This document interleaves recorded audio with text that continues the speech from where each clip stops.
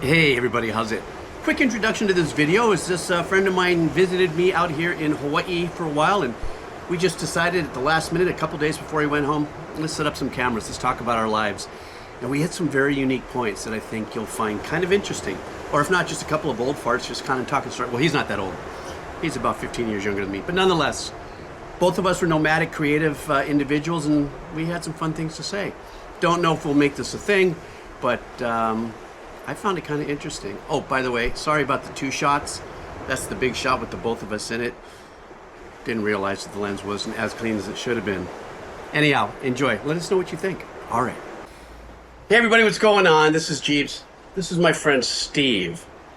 And he's been hanging out with me here, taking a break. Kind of a little bit of a re-pivot, maybe, or just kind of... Just a chill, reset. Kind of a reset, and also as good friends we've had time to sit and talk and kind of share a few things. And through that there's actually this part where kind of want to talk a little bit about that pivot, in the sense that you have decided at the end of like a 10-year journey of doing work in the Los Angeles area, creatively in Hollywood, obviously. And that this was the time to, since Hollywood's kind of been slowing down a little bit, this was kind of that time where you've decided that you were just going to get rid of your place in Los Angeles, even got rid of your car, whittled your life down to a duffel bag and some of your more favorite things, to kind of go on this journey, a possibility of even I wouldn't say new career, because career I think sometimes gets lumped into a single decision that you make your whole life. It is a career. That perhaps that it's like another creative vision to do something new in your life, whether be it fruitful financially to get you to a point of success. Really, as I've learned, obviously, is not a thing for you. It's not, you're doing what you're doing so that you can make more of something that you would make to hold up as some kind of sign of success. But while you've been out here, one of the things I've noticed you've really focused on is Steve.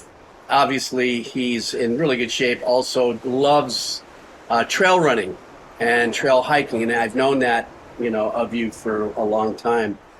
Do you use that part of your life, which is very joyous, and you self-motivate yourself to do things? Do you use that as part of your point to also sit down and think about what tomorrow looks like? Or do you use that as a freeing amount of energy to kind of help you plan, let's say, what tomorrow might be about for you? Right, yeah, good question. I think to backtrack a little bit, I think like for me, it's a job thing and leaving LA and all that is more just like lifestyle, I think. For me, it's about what lifestyle do I want based on a career, a job around that. So I think that's kind of why I bounced out here to say hi to you, get a gap from LA, and just, the ocean's right there, the mountain's right there, just kind of reset. I think it's important to reset, whether you change job or not. Just kind of get away for a minute, reset, whatever you want to call it, reframe, so you can just kind of, get your ducks back in a row and see that you're still on the same track and all that kind of stuff. So I think that's kind of where this all started. I kind of do it every 8 years, as you know. It's going into probably my third chapter as far as a career. So what lifestyle do I want right now? And absolutely, a lot of times when I go away, I'm chasing where the mountains are. I'm chasing where the trails are. So my vacations a lot are, let's go running, let's go trail running, let's go hiking. So where can I go? And then base the rest of the trip around that. And as you know, I'm kind of improv. I don't like to book stuff when I go away. So it's like, all right, today let's see where we go, and just kind of the freedom of, kind of waking up and doing whatever you want. I think that kind of leads into that lifestyle that I'm looking for, because it all stems from a seed, right? So everything I'm doing is a seed, like a lifestyle seed. And part of my lifestyle that I like is the autonomy to do what I want when I want, within certain of my own set boundaries, if you will, right? I think that's what structure is for me. So yeah, definitely. But a lot of that also, that's funny. You kind of make it the way you frame that is you actually have the opportunity to make these decisions without literally impacting someone else. So in other words, you don't have your own children, you're not married, You don't own a house. You don't have anything that's buttoning you down. So for you, you find that very invigorating, right?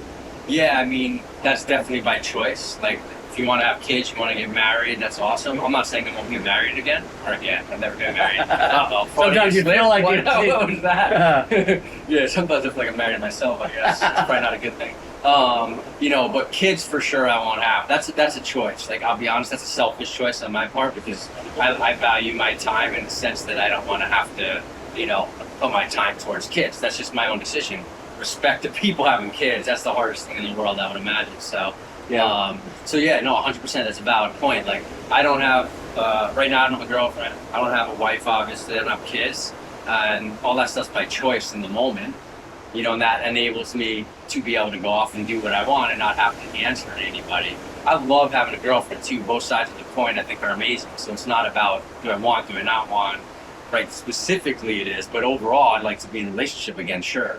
But I think that's so it makes it easier for me to be able to say, I'm going to visit GB in Hawaii, I'm going trail running today, right? But my last girlfriend was awesome. She's like, yeah, go do what you want, go do your thing in Hawaii and trail run.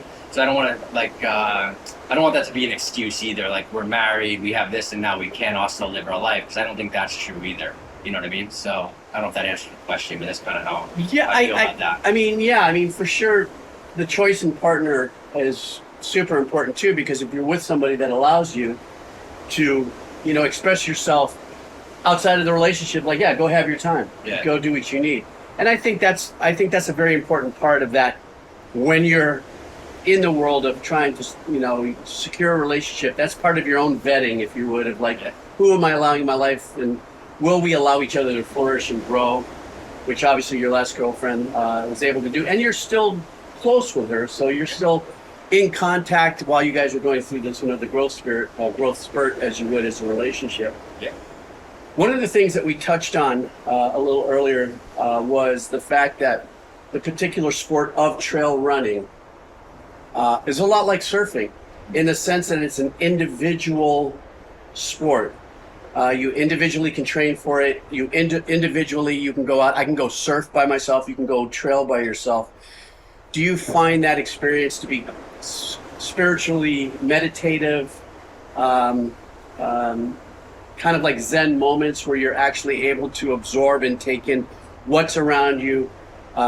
You know, in specific, an outdoor sport. Even my brother, who's, you know, a golfer and an avid golf instructor and stuff in Los Angeles, there is that thing where you still even can golf by yourself. You can be competitive by yourself, but you also stop and take in, you know, a little bit of where you're at, what you're at. Do you find that as an important part of your balance?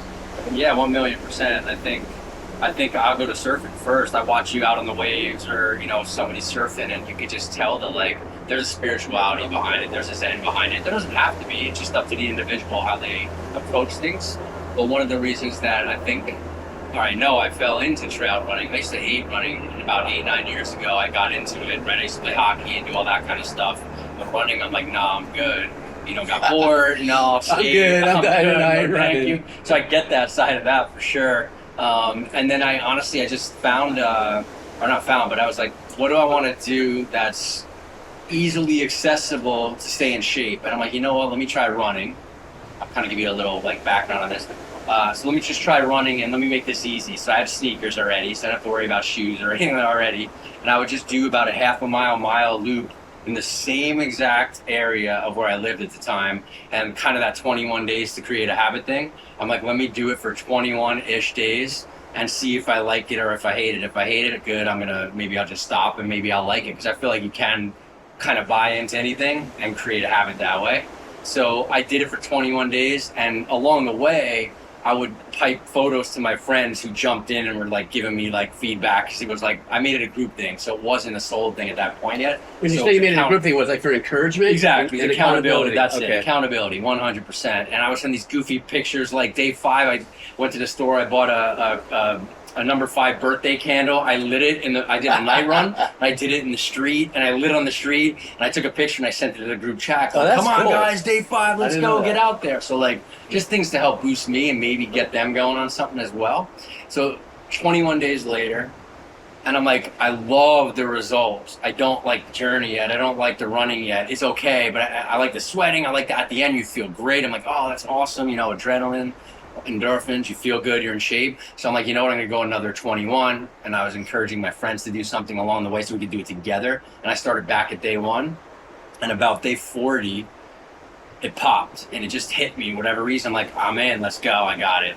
And it just gradually turned from that into me getting into races and then just being in the trails. Now to get back to your question, like absolutely, it turned into a meditative, just kind of like release from the day journey for sure. And you know, you don't have to be in a trail. You could be on the side of the street running, right? But for me, when you now dive into the trails, and as I did a few road races, it bangs up your knees more. I love the community. Can I get out in the trails? And I love nature. So I started going off into trails. I already hiked. So I just combined the two. Then I was like, oh yeah, I don't really want to do road running anymore, right? Race or otherwise. And I rarely do roads anymore. And now getting out to the trails, it just started like building more confidence and getting out further along in the trails and by myself. I'm good hiking by myself, but and doing things by myself, but it really, once you start going to like places like Hawaii or, you know, the Colorados. You went to Norway too, right? Or Norway, right? Norway, I was with a buddy, so that was cool because there's a little more, you know, it's smart to run with someone else or hike with someone else when you're deep in the woods like that. But like out here or whatever, yeah, you see me going to Hawaii or in Hawaii and going up to the trails here, there's just this energy that's this unbelievable connectivity, connective tissue, if you will. Being on a trail in general in Hawaii is a whole other game, and it's, I'm imagining we should definitely chat about yours too with surfing. Like just walking onto the island or flying, you're just, you can feel different energy. You know, coming from LA where it's like zzz, beeping cars and near, no knock on LA, but Foley, that would be the Foley word. Hawaii is a whole other level thing, and then you now get off to the mountains in Hawaii and the ridges. And you got your 360 views, and the weather shifting, and the what's the word I'm looking for? The ridges, and you're like a foot or two from like pure drop-offs, and you got to be present. Are you going to fall off a cliff, or just you don't even have to be that extreme. You just be sitting on a saddle, or you know, up on the summit, and just chilling, right? And you can feel this beautiful energy. So 100%, my running and my hiking is pretty much always motivated. That was kind of a contradiction. 100% kind of always, but pretty much always motivated by getting out spiritually. And I like going with other people, but it's 1,000,000% different journey going by yourself or going with you if you hiked, or just, you know, me and you out in the water river. Or no, I just drop you off now. Yeah. I'll drop you off. You send me the GPS points. You check in with me. That's it. You know, because that's the one thing I do watch you set up for this, and I see it as you know, it's a pretty gnarly challenge. You know what I'm saying? In the sense that you have your special little radio just in case, you know, something happens, and you stack. You bring, you know, boosts of either whatever it is that energizes you through the day. You need your carbohydrates. You bring your water. You know, it's a whole process. But I watch you even as you prep. And or if you're watching videos on guides that are showing you areas and stuff, you're really involved in it. And to me, it just kind of, it's reminiscent of the days when I would just watch where people were surfing and what they were doing, because there's just another kind of world or energy within yourself, myself, when we do our sports. We just get pulled in, because I think one of the things is that we are out in nature, and it's a way to experience nature and the energy, in my case, the water, or the energy at the land, wherever you are. You know, you talk about Half Dome and other places you've been, and I've surfed a great many places, you know, around the Pacific especially. And it's also part of the environment. If I go to Costa Rica, I'm taking in the Costa Rican environment as I'm surfing, and each one of them is a very unique experience. One of the things it's in my head, something you had said earlier was establishing the habit, you know, of doing it for 21 days or something like that. Something else that you mentioned earlier in our visit, which I was like, God, that's a really cool way to put it. Something called habit stacking.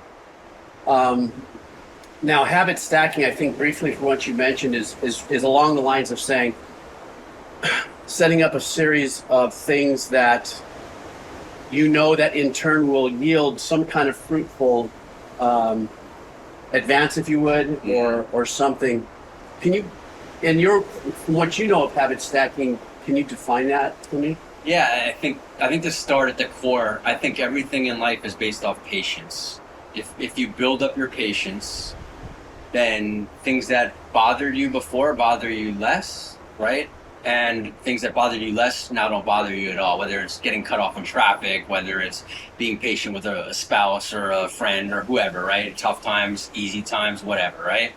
And I think to build up your, let's call it patience equity, right? Because I think like you build up your equity over time. So over, let's say, and this will all tie back into your question. You know me, I go off on tangents. No, that's fine. This is what this is about. You know, you never know what those yield. Yeah, but you build up your equity over time, right? And I think to build up your equity over time, you need to build your habits. You need to habit stack, right? And I'll explain that in a second.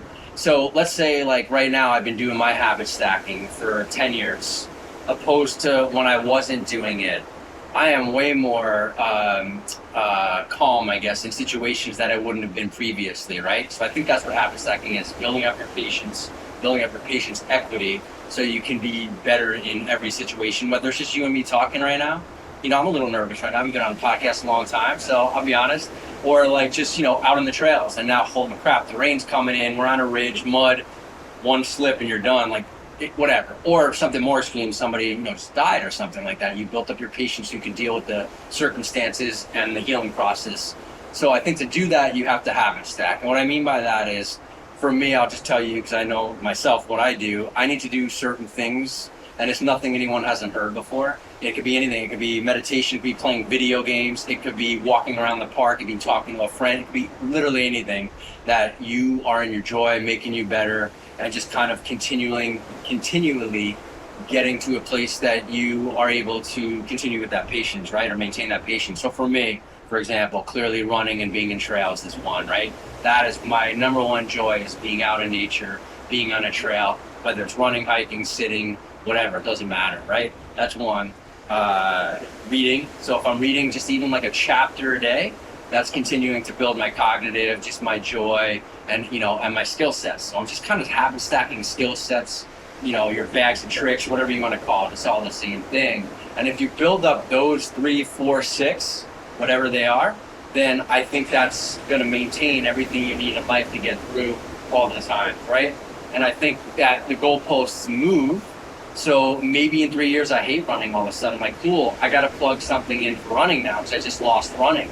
So what am I going to do to replace that? Maybe I get older and my legs won't go where they used to be able to do. Maybe I get injured, I can't walk anymore. Okay, you know, I'll have to deal with that, and then I can figure out something that maybe will either replace or represent, if you will, running. And I think there's about probably, I'm just going to say this, I'll be this guy, there's about 3%, I'll be nice, there's about 5% of people in the world, in my opinion, that are constantly doing that, and they're actually taking care of themselves in that way, and they're self-aware enough to take care of themselves. I don't mean that as a judgment whatsoever. I think maybe someone that isn't doing that has it way better. I'm just saying. So I think, in my mind, in order to get to the heights of what we can do to perform in any aspect of any part of our life, we need to continue to like habit stack. And we meet a new person and our energy shifts, right? We bring another friend in our friend group, the whole dynamic shifts. So you're constantly shifting with the dynamics of what happens in life, whether it's positive in that way, or maybe you have an employee, maybe I'm the asshole employee, right? And somebody doesn't like me, so they got to deal with me now.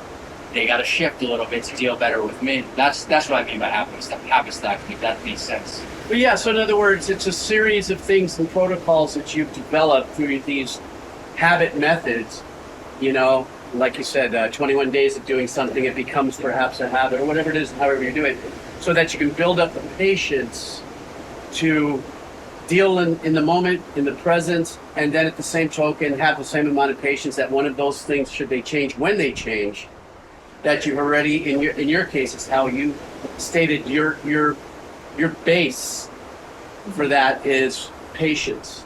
That's it. You know, and then some other people's base might be some kind of physical development, emotional development, financial development, whatever it is. It's a series of habits that you start to assemble, which I think is funny enough, which I think is kind of a little bit like, you know, I didn't know anything about the military. I've had many friends go through it and stuff. but the military was like based on habits that you just get in your elbow. Even it's starting at the beginning, you get up and you make your bed a certain way, and it's an achievement for the day, and then you do this next thing, it's an achievement, it's an achievement, it's an achievement.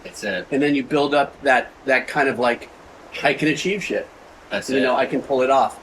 It's funny, not to interrupt you, but it's funny you say that, because literally when I first started getting into this, because when I was younger, I fucked off all over the place. I didn't do any of this stuff. And it's not to say it was a bad thing. It just was like, you know, I never did any. I didn't care. All I did was run around wild, crazy, whatever. So the funny thing... I know, right?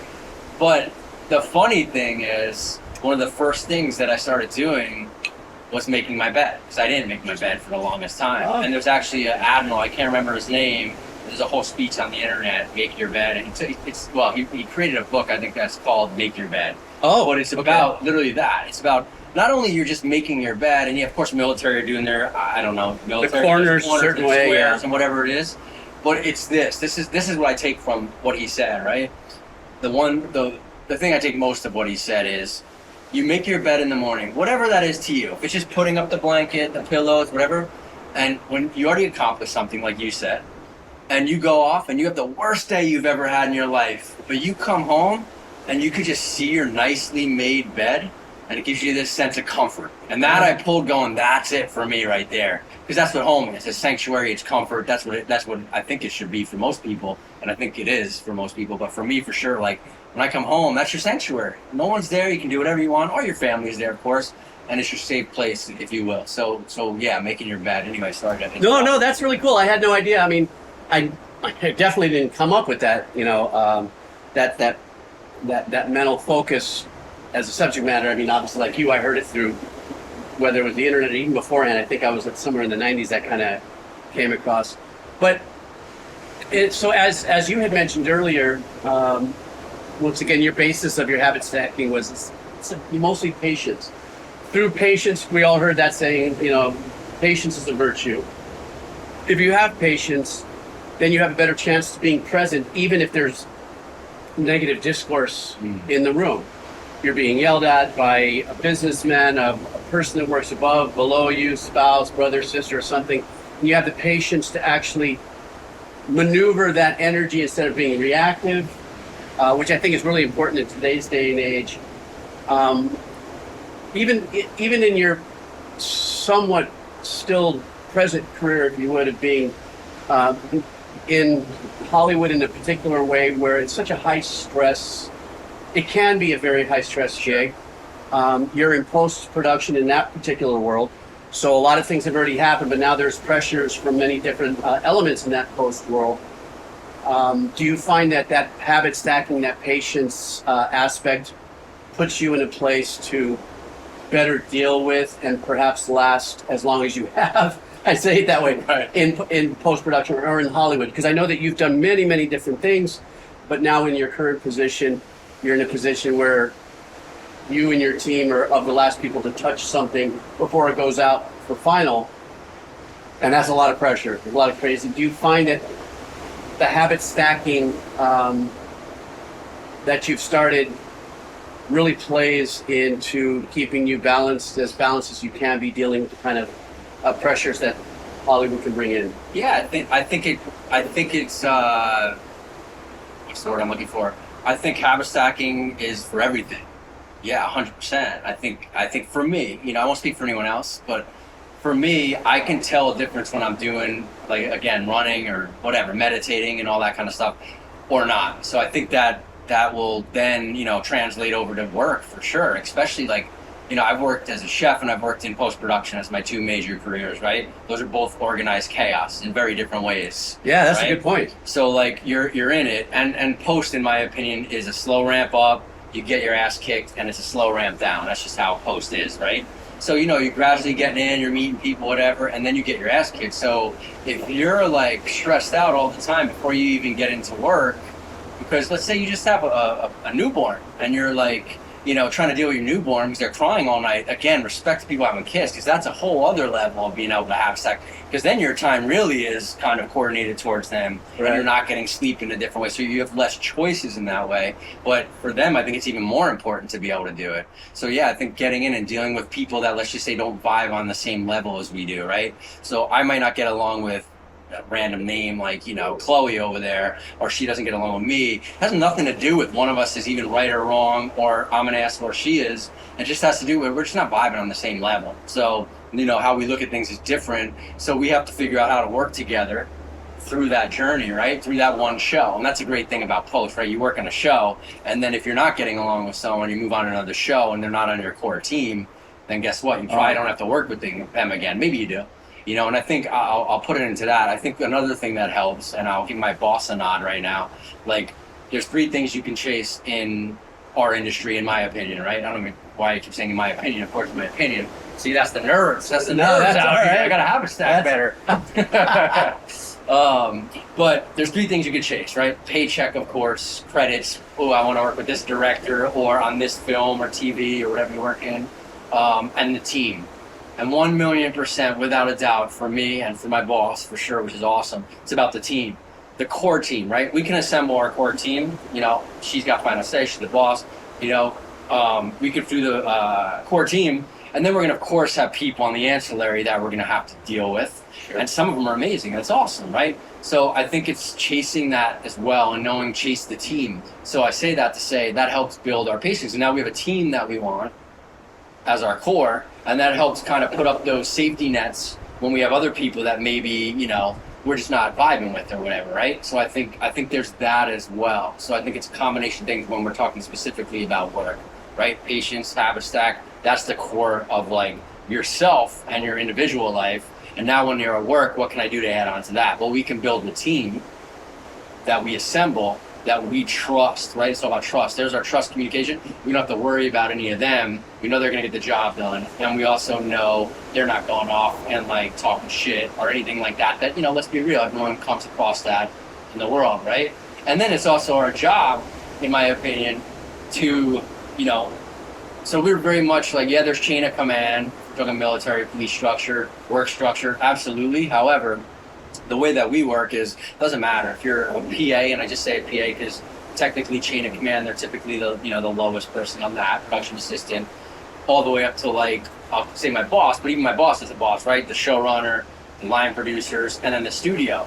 But we can't control studio, right? So starting with my boss, all the way down to the people that are in our chain of command, right? Doesn't matter. Like there is no chain of command in our minds when it comes to like, we'll pitch in and do a job, cross-train, all that kind of stuff. And I think that helps also to build the structure of patience. Because now when you're getting your ass kicked, you're getting beat up, you're my coordinator, let's say, or my boss is my boss, the producer, whatever. Like I can take over when something happens to her. You can take over when something happens to me. That's part of patience stacking, habit stacking. That's how I'll tie it back in with all that. Yeah, it's really interesting to hear because sometimes I forget because my life has been different as a composer. I'm in the post-production world as well, but I'm just part of that part of post where it goes from all the additional sound effects and color fixing and whatever the case is. I sometimes forget because it has been maybe about 8 years since I've done a film. I forgot a little bit about the stress that I go through when all of a sudden, everything's great and then there's a change order that comes in or they edited it differently and threw off all your time and you got to go back in. And I find myself having to test that patience thing because everything that you do in Hollywood is about relationship, getting the job done, being that guy. In my case, it took me, out of my 40 years of being in the industry, it took me probably the first 20 years to get to the place where the people that hire me at least know that I can be left alone, I get the job done, I will turn it in. And then if there's a rewrite, I will do it without an ego. See, I think that's the most important thing with my success is that at least the last 20 years of being in the music industry as a media composer is that now I address each job with wanting to be thorough, wanting to do it right, but definitely not having an ego attached to it because I am just a service provider. I'll be a creative. Sure. That I have to really I have to back my word that I can do the gig or do whatever it's going to take to make you happy to do the gig without. Sure, in the back of my mind, I might be saying stuff. Right. I'd be like, they make a change order, and I'm like, bruh, really? Yeah. But you just have to say, okay, great. What would you like to hear? Blah, blah, blah, blah, blah, blah. Yeah. Chop it up, make it happen. And then, that doesn't even assure you that you're getting the next gig. Right. But at least as far as my own, let's say, professional honor of saying I did everything I could and I turned it in, is based on patience. The patience, and because I find that if I lose my patience with it, I'm not getting all the notes either. Because in my mind, I'm having another conversation going, fuck this, blah, blah, blah. But in the meantime, they're giving me notes, and I'm supposed to be absorbing that, saying, yeah, sure, no problem. And so, yeah, there's a part of me that I wish I would have gone through the learning of the habit stack and the patience to get me into those particular habits. But, sometimes it takes a life to get to this place. And even though I'm in my 60s now, I feel really excited that the things that I learned from, books or when I'm hanging out with friends and they kind of drop some new, thought bombs on me and stuff like that. I was like, oh, wow, I never quite thought about it like that. I always feel a little more released, from some of the discursive thinking that always kept me caged in this more of an egocentric snow globe. I get you, yeah. You know what I mean? Something like that. Yeah. Something else I want to, now that we kind of danced around a little bit on this because, like we're not structured. We just decided to say, let's throw out some cameras, have some fun. It's kind of like a real life conversation though, right? It is. Can I say one more thing? Sure. I think you said something very important there, at least for me, so I appreciate that you said it. When we're in our heads, because we're like, fuck you to somebody, and we're not paying attention because now we're in our heads going, oh, I can't believe they're doing that. No, I want to do it my way or whatever. We're losing out because we're not hearing what they're saying. And we might miss something very important that they just said or misinterpret what they said. So now we can't collaborate as good as we could with them. And now we look like the asshole anyway, right? Because we're like, oh, wait, what? Or like we're not doing the assignment right. Or you could tell energy, it shifts and it's like, right? So right. It's never a good look to be like angry. So like, I think that's important though, because you can't track what the person's actually saying. Because now your ego's getting away because the task at hand is now not the task at hand anymore. And there's a very fine line between confidence and ego, right? So you got to find that line. And I feel like the people that are very confident, their ego is going to drive them to a degree, of course, because that's what drives people. But you find that fine line where now when somebody's saying something that you don't agree with, or you're like, that person's an asshole, right? And you're going to deal with that better, right? And I think you are building. We're all habit stacking. It's just, are you intentionally, what kind of habits are we stacking? We're building habits one way or the other. Are you intentionally building your habits to the way that you want to do them, or are you just getting them built because that asshole is now taking control of you, right? That asshole, maybe you're the asshole, right? But that person is now taking control of you. That you don't want that, right? So that's a valid point. I appreciate you saying that. Well, I don't know. That was just a stream of consciousness. I mean, that wasn't obviously something that I was going to focus on. But I did realize that if my brain was too busy, I think I'm going through like a stimming moment right now. I'm like, get my brain straight. It's a subject matter that has been talked about. If you're not wholly in the present, you can't absorb everything that you have really truly in front of you to absorb.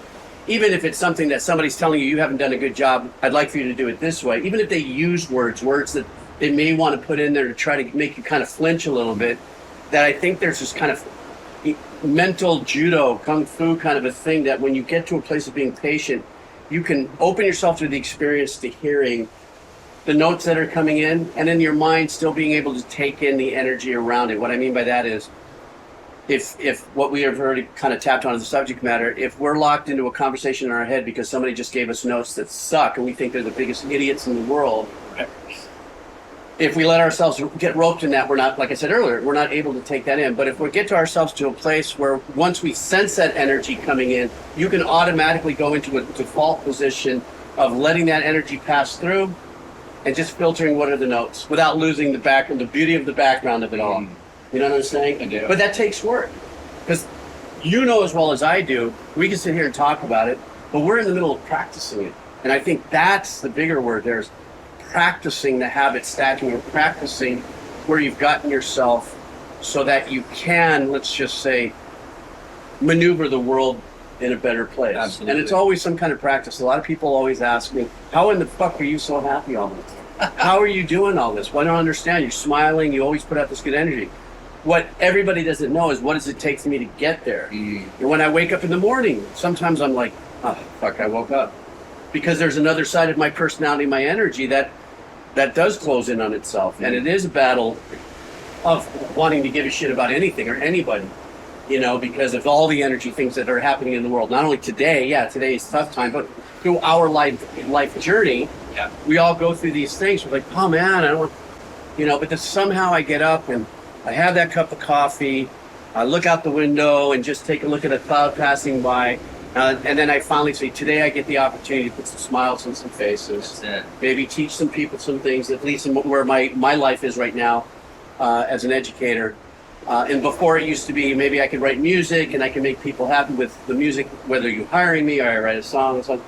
So, but I have to go through a process. My default setting isn't waking up going, no, my default setting is like, bruh, you know, and then I have to look at, because I've had a few injuries and have had a few surgeries, there's a little bit of that reminds me that the fact that I was just able to reach over to get my phone and turn the alarm off, I couldn't do that 2 years ago because my shoulder was so messed up. So I always tap into those things, even the simpler things, like, you know, I'm just going to say it. If it's your predominant hand that's messed up, you can't wipe your ass with that. You got to start using your left hand. And it becomes, I mean, I could have used something better, but it just came into my head that way. Then you realize after a while, you go, it's a good day because I got my good hand. And, you know, I'm front to back today. All right. Well, life. Oh, damn! We're going on a whole other podcast. But I'm just saying side out the podcast. Yeah, but you start counting those little wins. That's what it is. It's like count 100%. The smaller wins, and then by the time I drive, I get in my car. I still have to get out of my driveway. I'm still a little lit. Somebody's not letting me in or something. I'm like, oh, okay, no, and hang on for a second. Get on the highway, and by the time I get to where it is and I do what I do, I open my eyes when I get outside of my car, and I go, I'm here. I get to do that.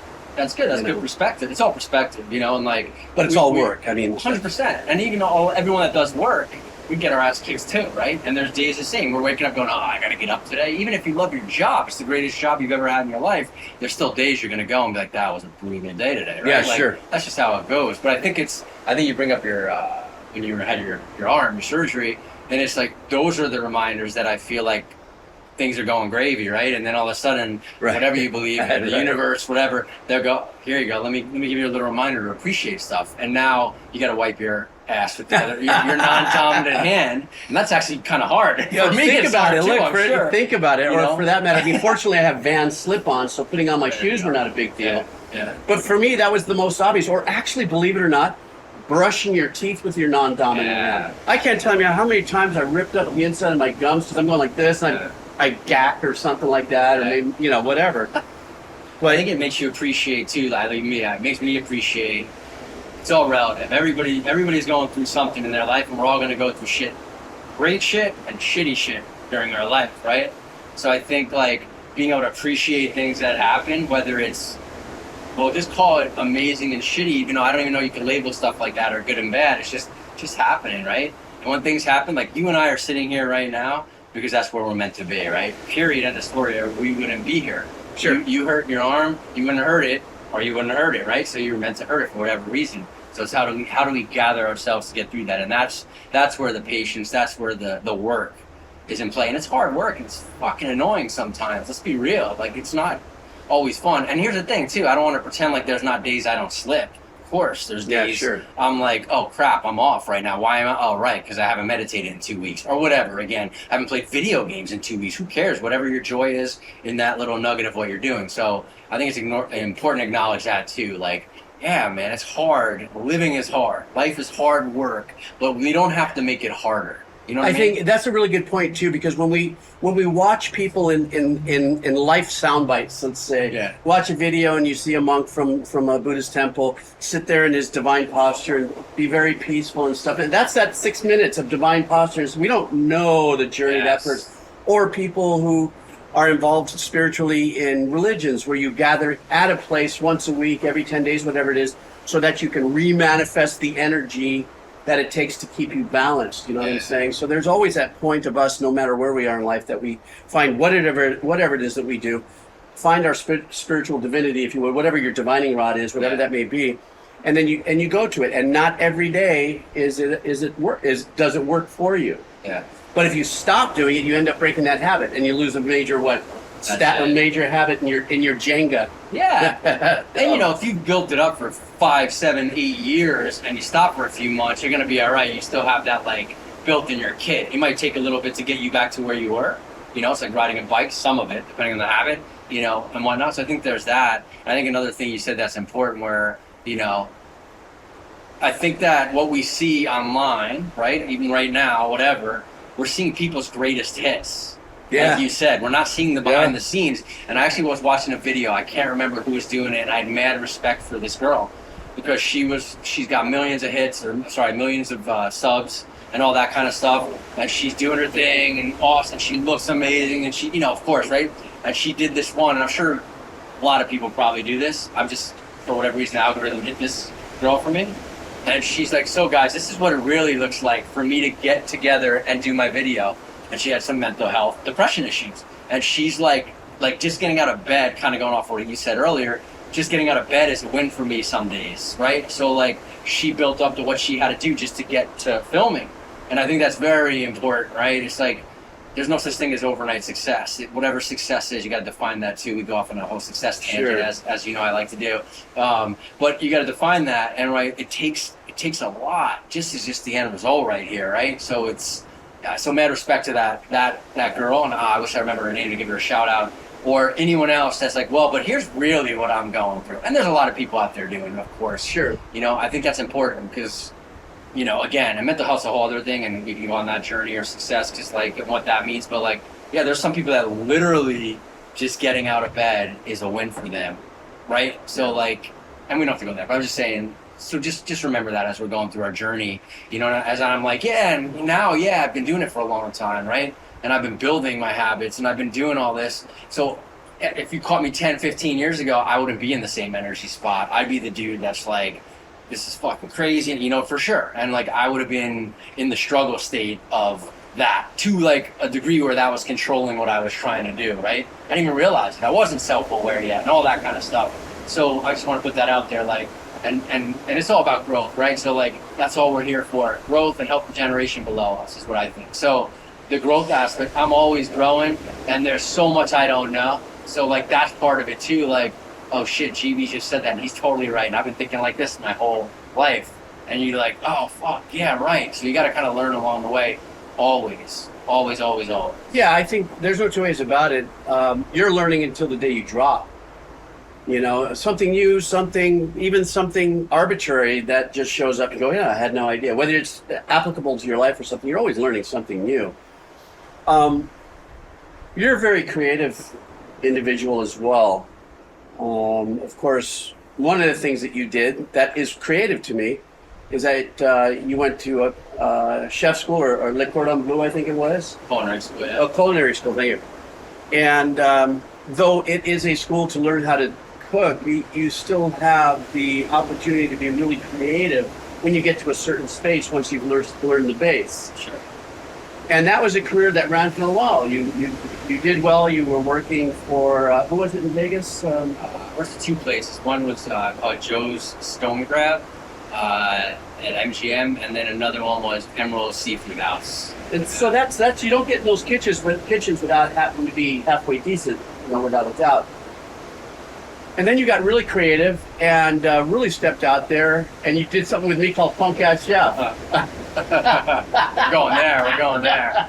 Before we get to that, let me just say, Emeralds, to be fair, that was my externship. So I came out there, it's my externship? No, sorry, I finished my externship. That was my first cooking gig ever. And a girl before me went to Cordon Bleu that I went to in Pasadena as her externship, and she was great. So she paved the way for people like me, so chef would accept externships. So that had nothing to do, honestly, with my skills at that point. That was just my getting in there, hustling to try to get a job, for sure. But that was just pure luck and serendipitous, and hats off to her for getting there. But anyway, I just want to put that out there. So. No, that's fine. Yeah. It's good to clear up. But so we did Punk Ass Chef, but you guys, you can die laughing if there's a link down below. I'll put it to this old channel. It's funny though, we did okay. It was dorm room cooking for stoners. We were just having fun about 20 years ago. And we put out these videos, and actually a production company picked it up and thought enough of it to assemble a sizzle reel to maybe pitch to the Food Channel or Food Network or something. It made its move, but the channels thought, well, it's a great concept, but we don't know that we want to get into the business of teaching dorm room guys how to cook stoner food. It wasn't quite the vernacular back then, but anyhow, as we moved through that, your journey then went back into Hollywood and many different things. You've written scripts, you've been on the set on many different capacity, right now post-production, but right now this is kind of a cooling off period, and you're looking but yet not looking to possibly do something new. But one of the things I've seen you do lately is that you've been working on this book for a little bit and stuff. This book it's not like a traditional book. It doesn't have 15 paragraphs, 45 chapters. It's a picture and a saying. And I find it very intriguing, especially in today's world where we're used to looking at things and marrying things more than, let's say, pre-internet. Is this another kind of like sewing up a creative path for you? Well, let me change that. Not sewing up, but maybe broadening. It's totally opposite of that. A new creative path for you for maybe now because of all your experience with other things that you do. Also, by the way, Steve is a tremendous support of suicide prevention, has sat on boards, and has really super participated in a lot of things, and also dove into the emotional aspect of it as far as learning and being an assistance of it. So that's the big-heartedness kind of vibe. Just wanted to kind of put that in there. Thank you. This book that you're working on, is it an amalgamation of your journey thus far? Yeah, it's a great question. I will say this. I got to go back because I keep doing that. I will say punk ass chef. I'm only saying this. That is, without a doubt, the most fun I've probably ever had in my life. No joke. Because you and I were bored one day in Los Angeles. We're like, what should we do? And you, to give you credit, we're like, well, you cook, let's figure something out with that. And then it just spewed from literally, there was no agenda, no let's be rich, no let's be on YouTube, no let's anything. And it was so fun because it was just you and me just fucking around, having fun, and it kind of great. Anyway, I just want to put that out there. All right, yeah, it was born of that. Chase the joy. I think, yeah, chase the joy. It definitely was born of that. Because we at first were going, there's no way anybody's going to, let's just do it. And God knows, if you ever go to that link below that's in the description and you decide to cruise through it, first thing I'm going to say is we were not high when we did Don't give the this. secrets away. No. That's All right. behind the All right, I wasn't, okay? But still, yeah, that did come from a place of just having fun, and it almost grew into something that even in the years, it's almost been 20 years since we've put that out, that we still go, yeah, that was the time, that could have been the one, but now we have it in our back pocket. It's in a legacy on YouTube and everything. But it's fun, man. That is the one I will say. There's a few things in life that I'm like, we should have continued with. It's not a regret. It's just a fact. That was one of them. Because that not only it was just so fun, and I think that could have. I feel like we just had a blast. Anyway, we had a get good back time. to your yeah. question. So I mean, but about the book now. The book is very unique because I read your book. And the images that you chose and everything, it's I think in today's very short attention span world, if anybody's even at this point in the video, I'd be surprised, but still yet, right. These are these pictures just with maybe 1 or 2 or 3 sentence long phrases that I think are very palatable. Maybe to a new generation that's, doom scrolling and stuff like that. I find it very interesting. 2 things. Yeah. Where did you come up with that concept? And then what is the spiritual influence of what you're writing?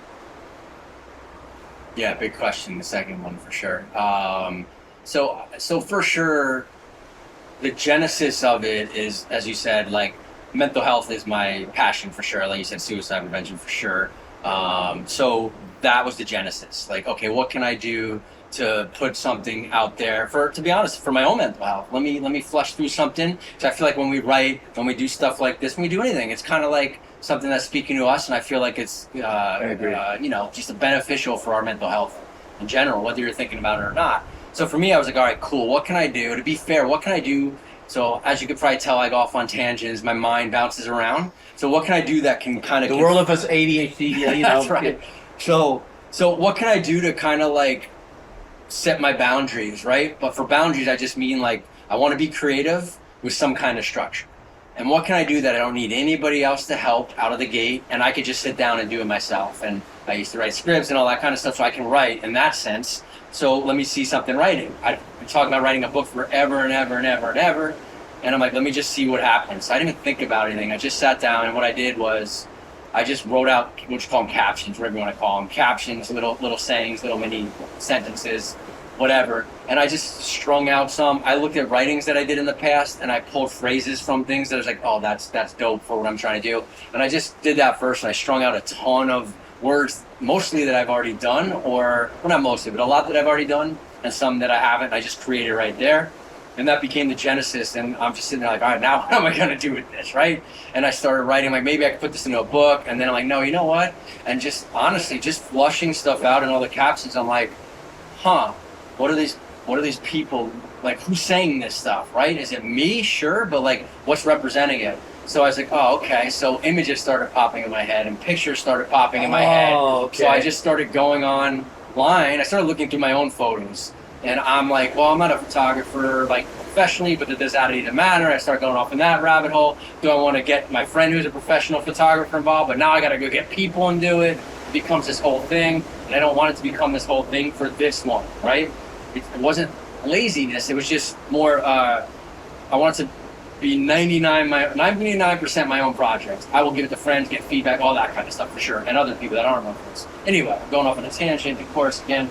But so it just, then I started just looking at pictures, and I pulled some of my own pictures and I matched them with captions, and I just started pulling pictures of people. I'd go on stock sites and just to get a beta sample for myself.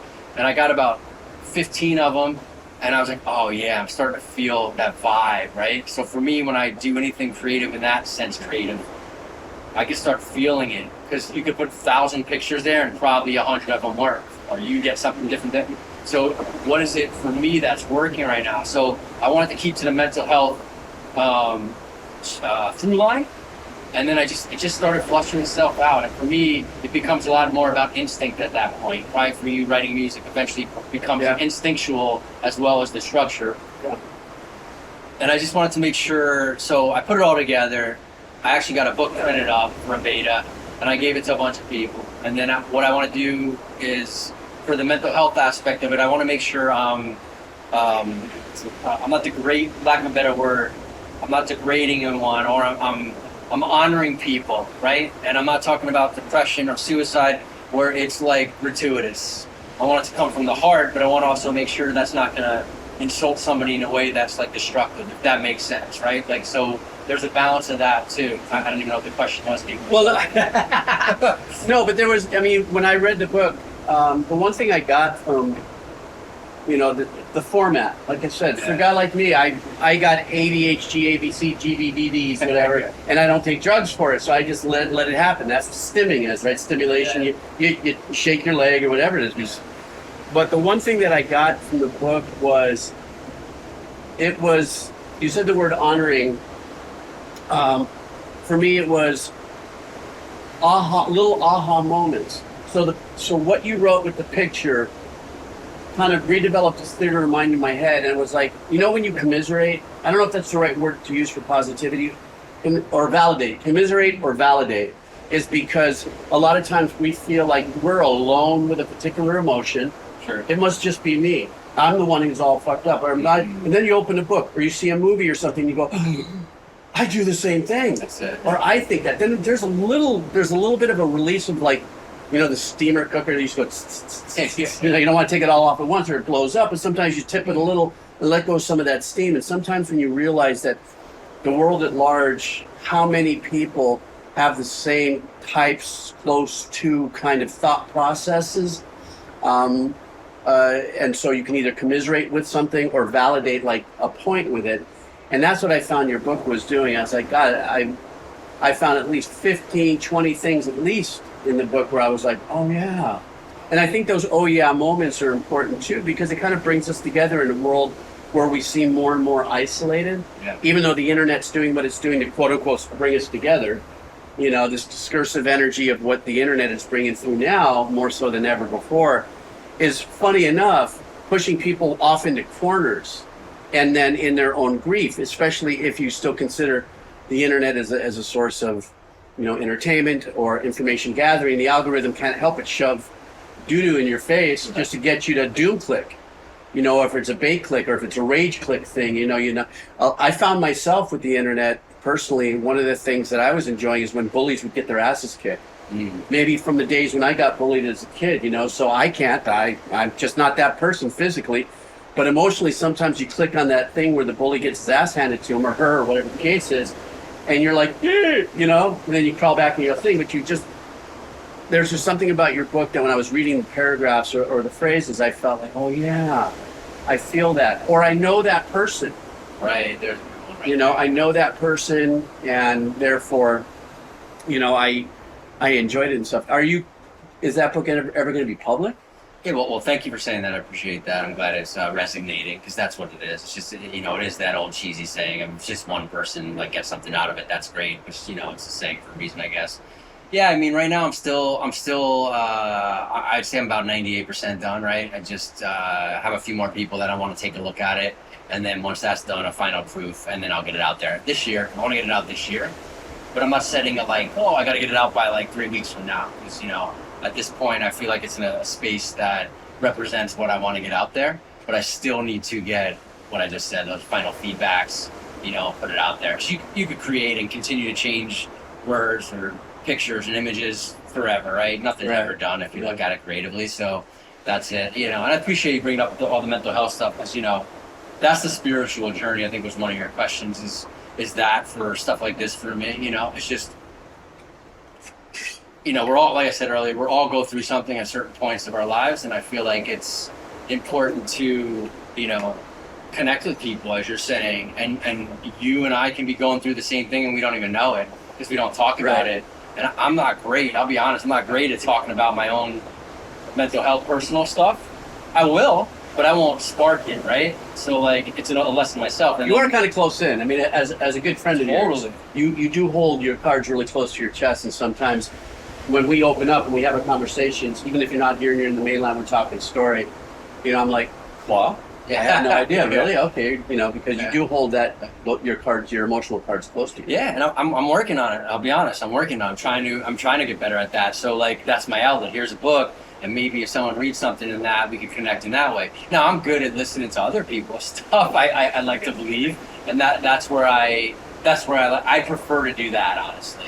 And that's where the book comes, and it's just a nod to everybody that came before me that's helped me through my struggles and my path, and being out and talking to folks, right? It's all the folks that have done all the amazing work that gives me the courage to go, let me write a book, let me put it out there, and again, I think it's just important to connect with people, and I think we're all going through shit, and the world's a bit upside down right now, and a springboard off of what you said earlier, I think a lot of people feel alone, right? There's a difference between, or I should say feel lonely. There's a difference between being alone and feeling lonely. That's a good point, though. And I think it's okay to be alone and be by yourself and do things by yourself, and that's a muscle that you have to practice also. But being lonely is okay, but being lonely all the time, that's when we start getting into trouble. That's when depression might kick in, rumination. Now we're with our thoughts the whole time. Self-isolation. Obviously, the pandemic kicked people's gear in a lot more into the self-isolation stuff and all that. So I think if that's what the book can give, just some kind of connective tissue again, I think that's it. And for me, to be honest, it's fun. I love doing that stuff. So why not do what you love? Sure. As well. Well, I want to thank you for just taking the time and hanging out. We were having fun going, God, we did Punk Ass Chef. Maybe we should do a podcast. But we're those kind of guys. We're creative still yet, and.